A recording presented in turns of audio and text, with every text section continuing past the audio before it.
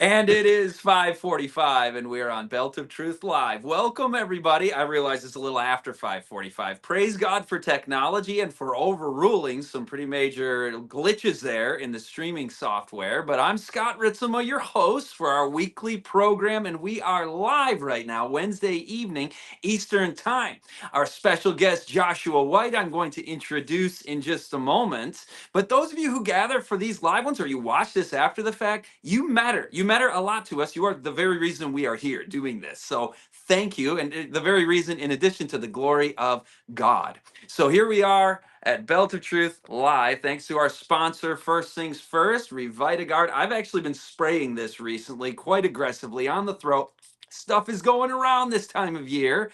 And praise God, been fending it off with the help. And here's a testimonial. I've had good success with the Revitagard and Revita Sinus. I won't make you watch me spray that one up the nose. I highly recommend these products. One user said, and many people, we have hundreds of testimonials. If you go to that QR code, you can read a lot of the good experiences people have had, like this one. My wife, kids, and I use Revita Throat. It's called Revitagard. And nasal sprays most days, meaning when things are going around, you don't need to use it all the time. But even when the kids are getting into all kinds of things, interacting with other families, we rarely get sick. I attribute this to, more importantly, good diet, 8 laws of health, and then a little bit of immune boost on the top helps. So that person says, thank you, and you're welcome to that person and all. And I want to also hear who's joining us, where you're joining us from. And so give us your shout outs, and we want to acknowledge you and welcome you. So thanks again to that sponsor. We'll see that on the way out. So where are you watching from tonight? And we'll say hello to each viewer as they pop up on the screen. Or if there aren't any yet, we'll just come back to that. I'll introduce our guest, our special guest, Joshua White, comes to us from A Thinking Generation. That's a ministry that's been going for nearly 10 years now, I believe. And Joshua has done hundreds of live events, live streams on the topic of true education, child development. And so you're going to be able to pick his brain with Q&A in a little while. I'm going to throw some questions at him. We'll keep them brief tonight and keep things moving along. But get ready. Load your questions up in the comment thread so that we can have that dialogue and you can ask any questions about child development, family dynamics with those, especially early childhood years that Joshua White specializes in. You can find him at A Thinking Generation, athinkinggeneration.org. That is singular. Generation, we want it to be just one more generation and then we can all go home. So welcome, Joshua. And if those shout outs come up, Jeremy on the back end, just throw those up and we'll make sure we welcome people as they come. So Joshua, thank you for being here. My first question for you is actually, I was thinking, you look at kids these days, they're struggling. And that's nothing new, really. So I see a very serious need for your message, your ministry of helping parents understand child rearing and true education in the home. And so I wanted to ask you, how are you seeing kids are doing these days? Welcome, Sharon, by the way, from Knoxville. Joshua, take that first one. Wow, that's a good question. That's a big question. I think we could sum it up by saying that Satan is attacking from all fronts. I think never in history have we seen this attack coming from so many layers. It used to be maybe parents had to worry about one thing, some bad influences here or there or something. But now we have an all-out onslaught, this attack from media. We could spend a lot of time talking about that, as I know you've gone into that a lot. We have the education perspective, and I think maybe we'll get into that a little bit in our program today, but just looking at how education really transforms who we are, and Satan understands that. So there's two systems of education, and he's working very hard through that, be that in the schools, be that even just wrong methods even used wherever the location is. And then we have environment, we have city living, and many other things that we could talk about. So how are children doing? Well, they're struggling. And I'm thankful in my travels, in my seminars, I've seen many parents who are working hard to stem that tide.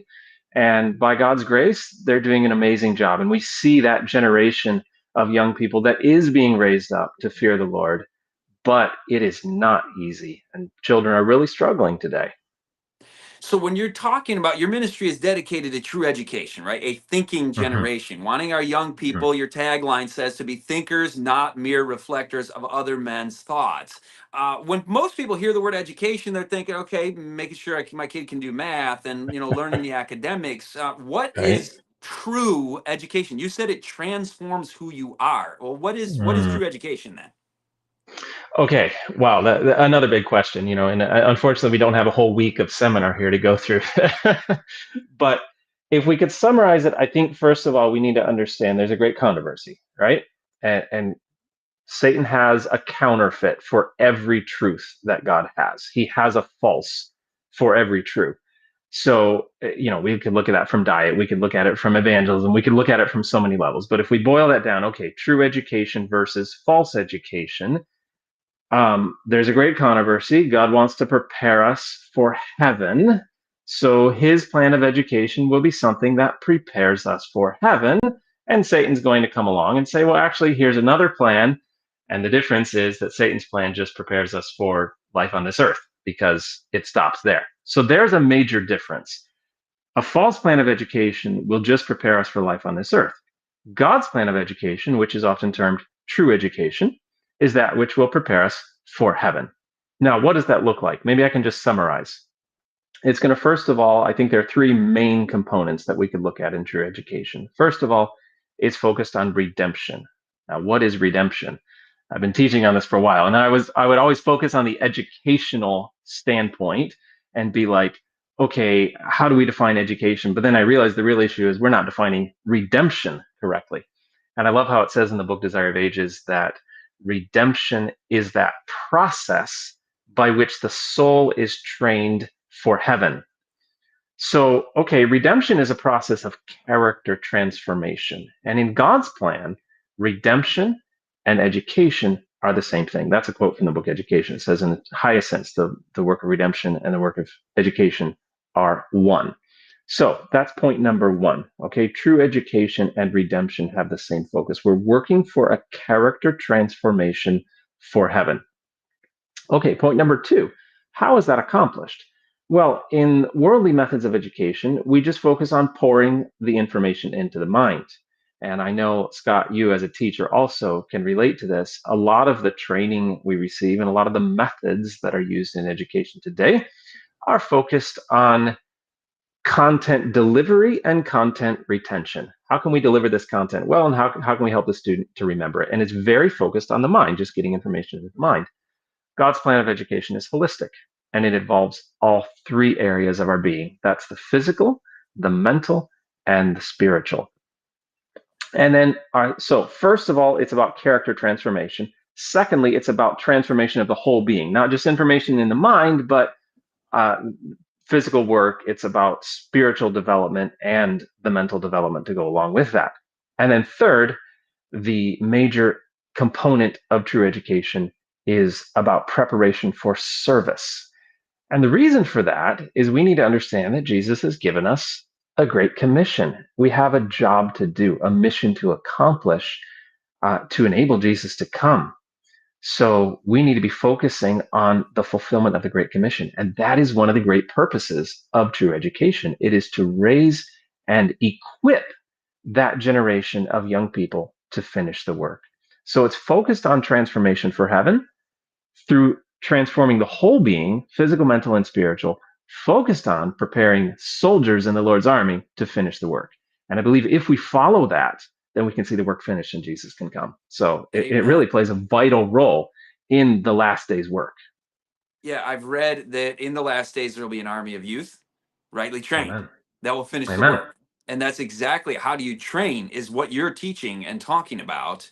And so, what are some of the biggest mistakes that are being made in the maltraining of children? You alluded to some of it there, where it's like Mhm. focus solely on the academic, on the mind. You're missing out on those other pieces. You had mentioned media. What are the biggest mistakes that you see that are being made in the world, and then also what are the biggest mistakes that you're seeing being made amongst those who are actually trying to raise their children for the Lord?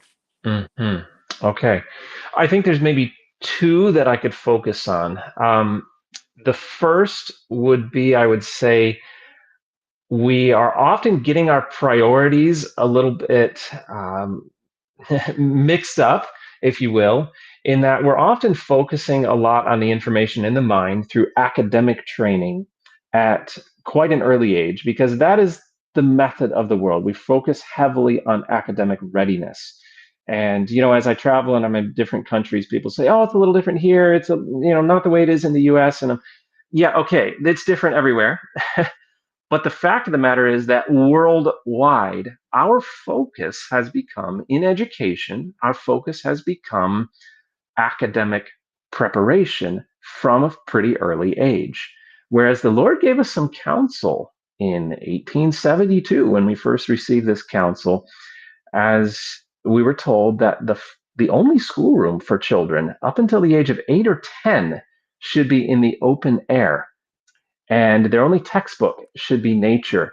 And this has been a major area of my research for the past over a decade, actually, that I've been doing this ministry, and looking at what children should be learning at the right time. And that's a question I get all the time. How do I know my children are learning what they should be learning? That's a great question. So the Lord has told us in the early years, we need to focus on character, but the world is focusing on academic preparation. And when you look at the science, there's a window of opportunity, if we're talking about brain development, to develop a character for heaven. And yet, the academic learning, it's a total myth, really, that you have to learn it at an early age or you're not going to learn it well. In fact, the research shows you can learn it better. If you wait till 8 or 10, especially for boys, they're going to learn it much better after the age of around 10 or 12 than if you try to start it earlier. And so you actually, well, you give yourself more time by waiting on the academic training, and you can focus on the character development. And that's exactly, of course, that's what Satan does not want us to do. He does not want us to utilize this window of opportunity for developing character. He wants us to focus on other things and get distracted. He doesn't care on what. And so he's developed this masterful plan that we're focused on academic training in place of character development. So I would say that would be a number one major issue that we're seeing today, is that we're focused on the wrong thing in the early years. We need to be molding a character for heaven, and we're getting distracted with other things. When you said Now, early years, you're yeah, talking till 8 or 10. I mean, that's shocking to most people. I remember the first time I heard that's true. this. Joshua's been a big influence on me, by the way. Folks who don't know and haven't followed our ministry for a long time, we're friends. And when I started reading this early on in my journey, it was like my brain just revised it, like, no, it can't possibly be 8 or 10. And then we were talking and we were studying. He's showing me this research where it's like actually kids who learn to read, who have received reading instruction later, end up as better readers with better reading Mhm. comprehension by age 10 and 11 than if they started early at age 5. So is that a question you sometimes get where parents are anxious? They're like, no, I got to give them a head start. And if they don't start the academics at 6, they're going to be behind and they're not going to be smart. What do you say to that? I mean, other than just trust God and the counsels he's given us. Right, trust God in the counsel he's given us. But at the same time, I could take the next 3 hours and go through the science that shows it absolutely true from a brain science standpoint. And then we could also look at just statistics and data and the hundreds, probably thousands of young people I have met whose parents followed this method. They waited till 8 to 10. And it's in the data, it's in the research, it's there. They do very well by waiting. And we understand why by looking at the research behind it, that the areas of the brain that are responsible, the logic areas we often refer to them, they're not developed enough to be able to understand the abstract concepts and the sitting down and the reading and the writing and things like that. They're not developed enough in girls until about 7 or 8 years old, and in boys till about 9 or 10. And we see the results. So, yeah, parents feel that pressure, and I totally understand that. But the key is just, look, we need to see how God sees it, right? And look at God's perspective and not the perspective of all our friends. Yeah. You had a second big pitfall that I jumped in on you. Were you going to go on to Oh, sure. address? Yeah.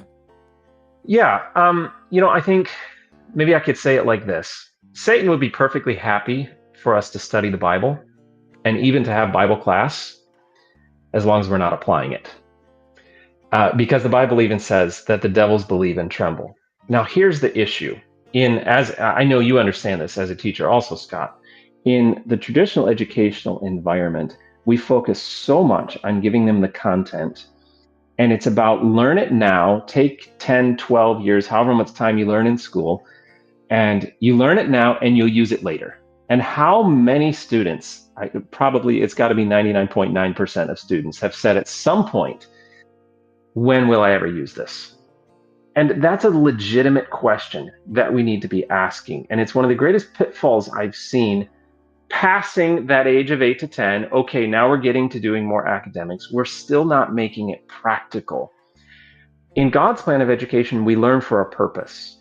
And many times it's about having the purpose and then learning for that purpose rather than the reverse that we usually do in conventional education, where we start with learning and then we hope they find the purpose for that learning sometime. We tell them, okay, you're going to use it someday. In God's plan, it's the other way around. You learn for a purpose. You have to put it into practice. Okay, why is that important? Because how many of us have gone to church, we listen to a great sermon, and we go home, we say, that was a wonderful sermon. And we stop with that. But that's not how God designed it. Satan, as I said, Satan will be happy for us to study the Bible and not apply it. The key is, and I believe this is one of the things that Satan greatly fears, this is part of that army rightly trained that will finish the work, is those who learn and apply. And that starts in the early years. It starts with practical everyday learning where we create an environment. Let's just take math for an example. Okay, you're in the kitchen, you're cutting sandwiches and you're learning fractions. You're incorporating it in everyday life. Okay, then maybe you're doing a building project and you've got to learn the Pythagorean theorem to be able to calculate the rake on a truss, or whatever, rafter length on the truss, something practical in a building project. Or you're working in the garden, you need some geometry, you need to calculate the area or something. Those are just some examples from math. But as you have the reason to learn, then you're connecting this abstract academic learning with what's going on in real life. And so you're able to then see the reason for your learning, and you learn that, or the child learns that what they're learning can be applied and should be applied. And so then that transfers over into spiritual things, and we don't just start learning for the sake of learning. What does it say in the scriptures? It says, ever learning but never coming to a knowledge of the truth. And we read in Studies in Christian Education, that wonderful book by E.A. Sutherland, he said, it's a distinct element of false education that the teachers repeat the same things they learned in school, and then those students graduate and they repeat the same things, and it goes on generation after generation. God doesn't want it to go on generation after generation. The point of education is not just to learn. It's about to gain the information that is needed and put it into practice. The book Ministry of Healing says, it is only when we learn and put it into practice that the education is of any value to the student. And this method that the world uses, it not only wastes a lot of time and makes children frustrated that they're not using, and it's not usable, practical. I mean, it's just so not common sense. A lot of it Yep. is just spinning your wheels. But also, what does it do to their thinking abilities? I mean, let's go back to the name of your ministry, A Thinking Generation. Right. How do God's methods teach us to be thinkers, not mere reflectors of other men's thoughts? And what are the Satan's methods that are being used that actually turn off the ability to be critical thinkers? Okay, yeah, fantastic question. And again, let's quote that from the book Education. That's page 17. It said, it is the work of true education to train thinkers and not mere reflectors of other men's thought. That was such a light bulb moment for me when I first read that, and I was thinking about my training as a teacher, and I'm like, wait a minute. We spend year after year literally teaching reflectors. We give students a set of textbooks, which, what are textbooks? It's a collection of other men's thoughts. And what do we tell them to do with that? We say, memorize it. And as teachers, you hope they memorize it long enough for the test, right? It's crazy to even say it like that, but that's the reality. We're training reflectors. And so that's a major part of it, is making what they learn practically applicable to everyday life, whether that's math, whether that's science, whether that's reading, whatever's going on in the educational journey, they need to be putting it into practice. That teaches them to think. And there's a lot of other things that we could talk about. How about a lack of physical activity? Children are so sedentary today. They live lives primarily indoors, and they're not getting a lot of physical activity. But the research shows that for children younger than about 8 or 10, they need the majority of their day spent in physical activity. It's exhausting to the parents, of course, but they need it for proper development. And what the research actually shows is physical activity targets the part of the brain, parts, I should say, of the brain that are helping with moral decision making. The anterior cingulate cortex, for one of them, the genu of the corpus callosum, the hippocampus, and there's a lot more that we could look at. So physical activity is a big one. Media use. How much does social media actually train us to be reflectors of other men's thought? What are you doing on social media? You're looking at what other people are doing, right? And so that's another way that we're teaching a reflector. Another big one, and this is a huge topic, but the whole issue of age segregation. Children are spending the majority of their lives, whether it's in school, whether it's in sports, dare I say in church, with other children the same age as they are, other youth the same age as they are, other young adults the same age as they are. And we've chopped it up into all these segregated categories. Where's the opportunity for children to learn from those who are older and wiser and more experienced than they are? I think that's intentional of Satan. He's trying to break this up. When God created the family, we read in the book Education that in Eden, in his original plan of education, God centered it in the family, which is an age mixed environment. So there's another way we're teaching reflectors, because in that peer group, what are they doing? They're just learning to reflect what others are doing. Yeah, a lot more we can look at on that. But this, we're told, is a purpose of true education, is to train a thinker, not a reflector. Let's go to the earliest, so the early childhood years.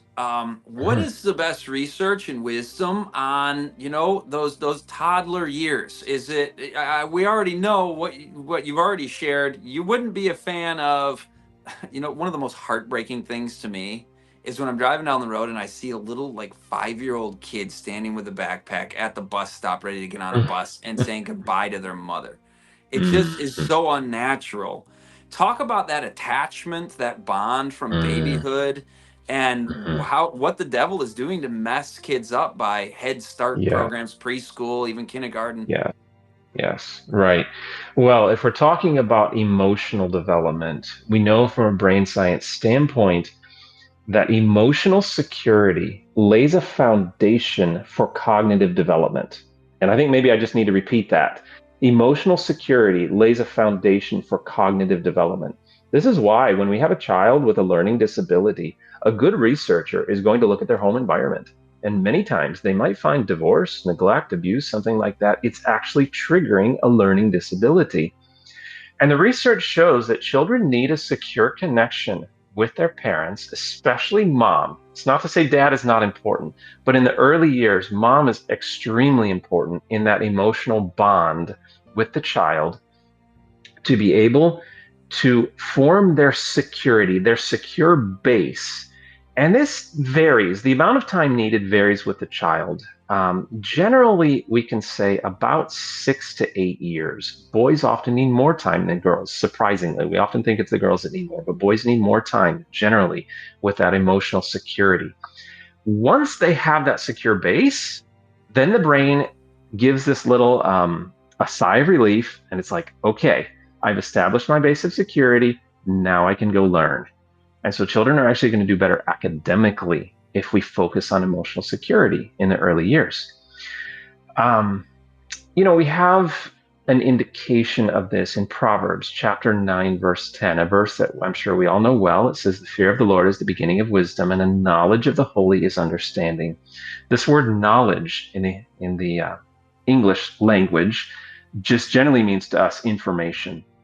But in the Hebrew language, that word knowledge meant intimate connection.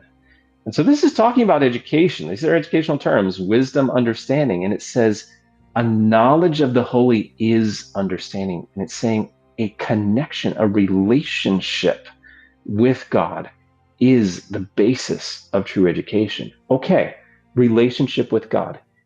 That should be the purpose of all. Christian growth and development to strengthen our relationship with God. Where do we lay the foundation for a relationship with God?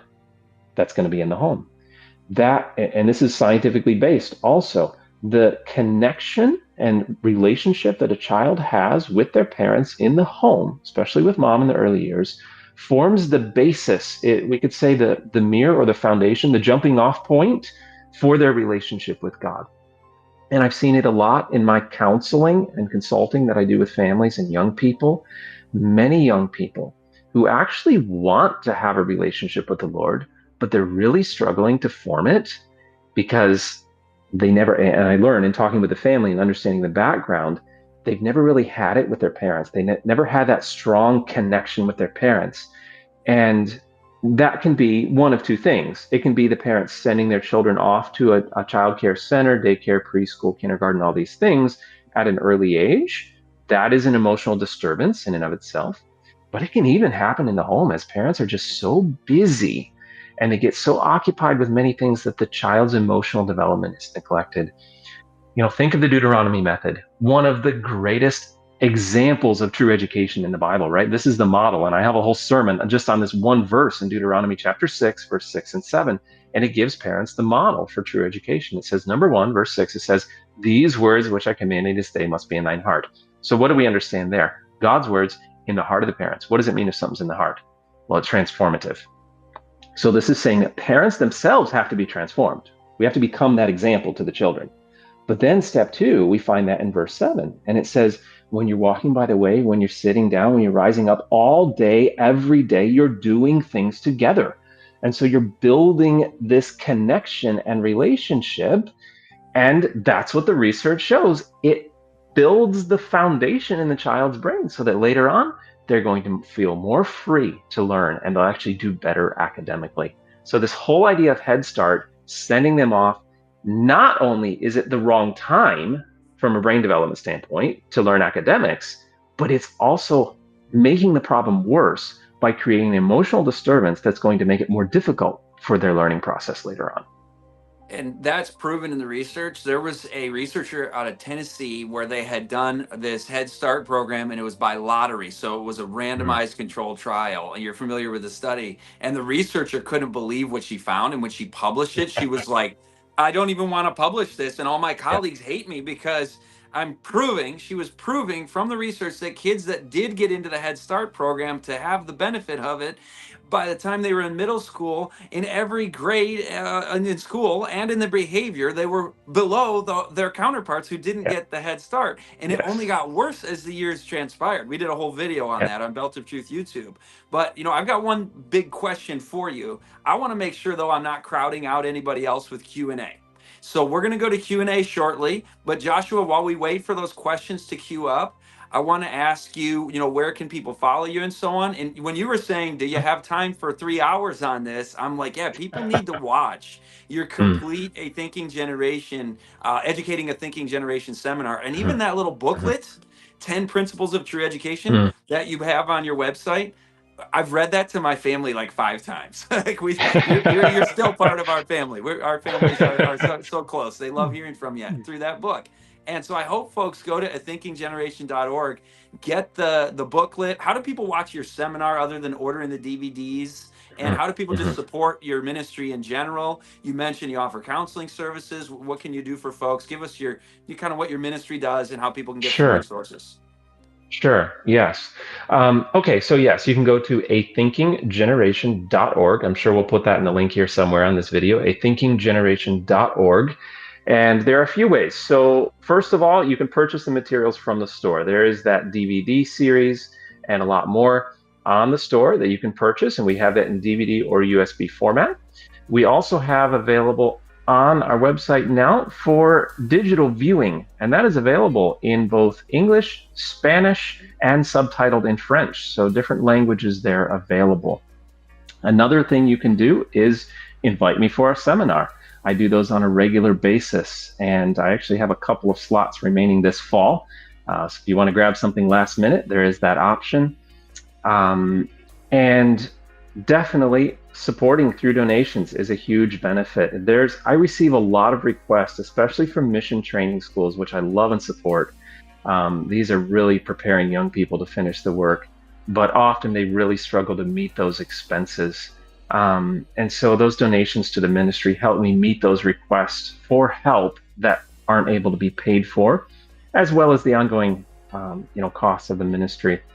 Um, and then, of course, consultations. Yes, as was mentioned, you can fill that out on our website. I offer consulting for schools, for families, for parents, whether it's a learning disability, whether it's, hey, how do I get started with true education, and everything in between.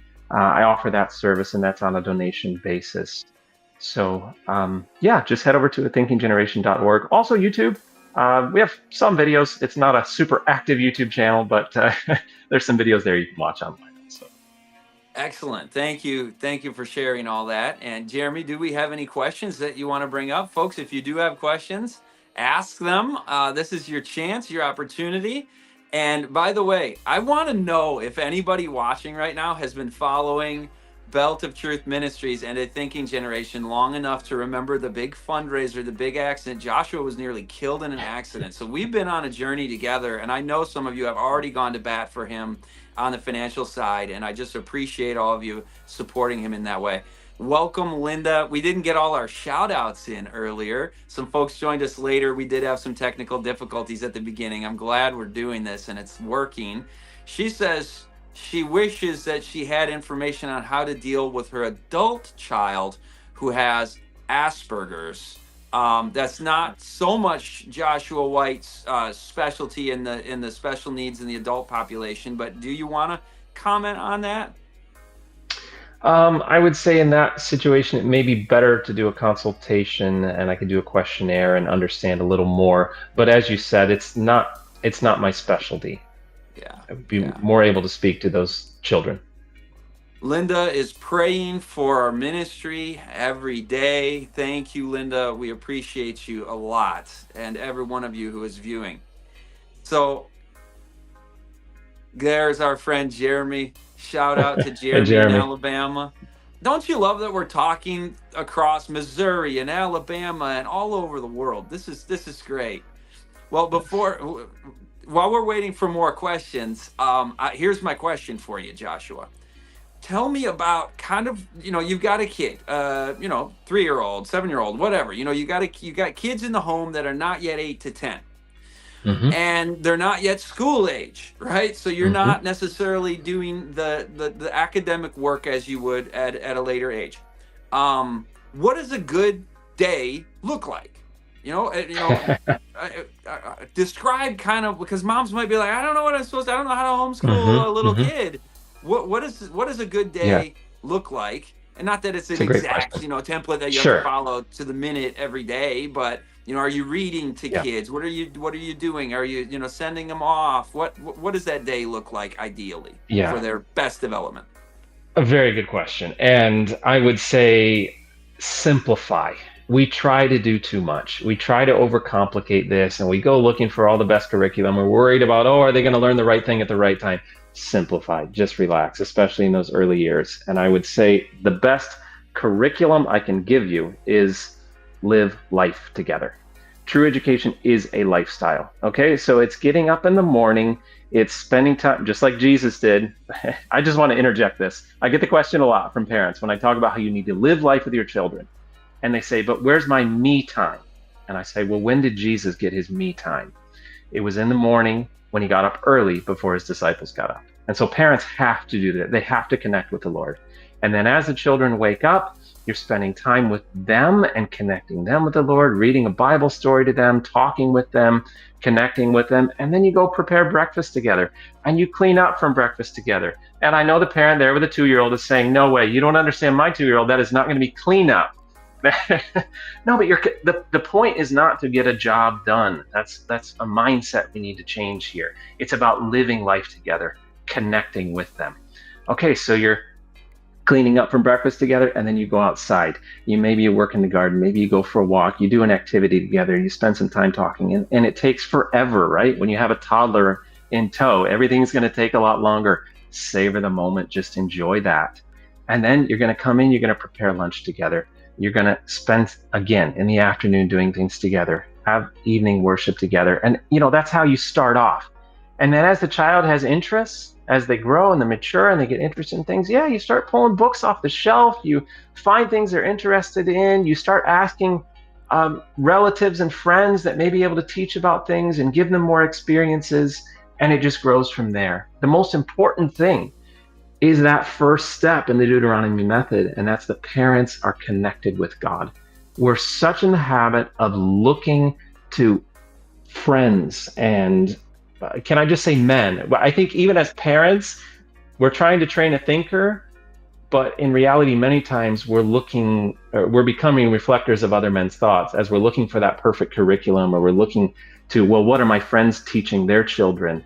That's not the point. God wants an individualized education for your child, specifically to prepare them for their place in his work. And so parents have to connect with the Lord, seek that direction from him. And as they do that, it's going to grow. Absolutely. And you're going to bed early in order to get up early as a parent to have your Yes. time with the Lord, Yeah. right? So we're not Amen. up watching Netflix till 11 p.m. In fact, kids are going to thrive best when they go to bed early to bed, early to rise, Amen. when they eat a nutritious diet, when the meals are properly spaced apart or not snacking in between the meals, like just like you mentioned in that sort of design of the day there. And I love how much outdoors time that's come up a few times. Nature is so beneficial for children, Yes. isn't it?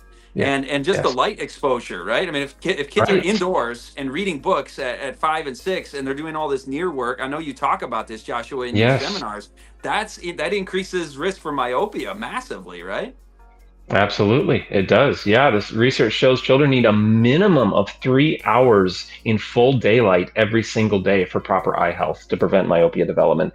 The worst thing you can do for a child's eyes is put them in front of a book or a screen before the age of 9. Yeah, yeah. And reading to kids is good for their literacy development years before Certainly. they're reading, right? I mean, that's not just there's no harm in that, but it's actually a positive thing. So you have worship, right? You're reading to them, and Certainly. I remember noting this in the research that kids being able to read early at age 5 is it does not predict later quality in reading, but when Yes. they can make clear distinctions in the sounds of the phonics in the words at age 5, then they are able to read better later. And that comes from Mhm. conversations too, right? Not Exactly. just I gotta sit and read to them for Just 3 hours a vocabulary. day, right? Like you were saying, we put pressure, just be natural, just live life. Yep. I just love that Right. perspective. Oh, here's a fun anecdote. I was just talking with we were doing a study, and there were children in the context in that, and it was the book Steps to Christ, and there was a pretty complex sentence. Welcome, Janet from Maine, and the leader of the worship paused and directed a 10-year-old and said, "Did you grasp the meaning of that sentence?" Now this kid has only been reading for like a year or two, okay, and bam, he explains the sentence with Yes. just like exactly like as an adult would. And so it works. It's just this is one anecdote. You've got all the research, but Jody says Yeah. the first thing my parents taught me was to know and love Jesus. Amen. Amen. That has guided her life and made it the best. So Sandpoint, Idaho, welcome, Dwayne. And Joshua, what else do you have to say? I know we got to wrap up pretty shortly here, and I did the torturous thing to you of you've got hours and hours of content. We're truncating it into like 30 or Right. 45 minutes here, but Yeah. what else do you want to share? Because I don't see it. I welcome Ella. Is it Hmm. Ellie? Appreciate all of you guys. If you have questions, throw them up there too. Other than that, welcome from South Carolina, Anthony. Anthony, glad you're here. Joshua, what did you not get to say? Because I didn't ask the question that you got. Oof. 3 minutes. What do you Of want to? What do course, you there's want a to leave lot, people with? but the thing I can say is just like I've already said, we're too much in the habit of looking to other people. And I would say if I could leave one thing with the parents, from the families that I've seen, from even the schools that I've seen who are doing a really good job, it is those who are looking to the Lord, who are studying the counsel He has given us. We have a treasure trove. Go to the book education, study that, make it your textbook. Then take out Studies in Christian Education by E.A. Sutherland if you like a little bit of history and want to understand the contrast between true and false education. Living Fountains or Broken Cisterns also. Fundamentals of Christian Education, Counsels to Parents, Teachers, and Students, Special Testimonies on Education. That's a great one. I think ATG is the only one printing that, actually. So yeah, those are all available on our website and from other sources. Study that. And that is how the Lord can lead us and we can have that army rightly trained. So that's the word I would leave with the parents. I love it. Pick up those books at athinkinggeneration.org. Folks can watch my True Education seminars too. As I told you, Joshua had great influence on my family and my thinking, and we got into the parenting and True Education seminars ourselves. Exposing the worldly schooling agenda. The seminar is called Schooled, the Deliberate Agenda to Destroy Individuality, Reduce Intelligence, and Re-Engineer Society. Check that one out at beltoftruth.tv. And the follow up, Undoctrinated, How Home Education Will Produce the Last Generation. And then Raising the Remnant, the parenting seminar. All those can be viewed at beltoftruth.tv. Jeremy just gave an endorsement, I think, probably for special testimonies on education, because Joshua said that one is his ministry is the only one printing that. So get over there. Yeah, Adventist Home also, child guidance also. We've got so much of a wealth of content there, and we're so And if I blessed. could just mention, we are just finishing. My mom actually has been the major writer in it. Nearly 600 pages of true education on a practical level for parents. So head over to A Thinking Generation, subscribe to our newsletter so that you can know when that gets released, and donate to help us fund the cost of this. Thank you. Yes, and thanks to our producer, CDN, Christian Digital Network. From likes to lives changed. Scan that QR code to subscribe to CDN's YouTube channel. And Jeremy, thank you again for running the show, and Joshua for joining us, and all of you Thank you. guys for being here with us. It's been a real blessing. Be blessed in the Lord, seek his ways, and you will find the desire of your heart, which will be Jesus Christ. Well, I'll see you all next time, Wednesday, 5:45.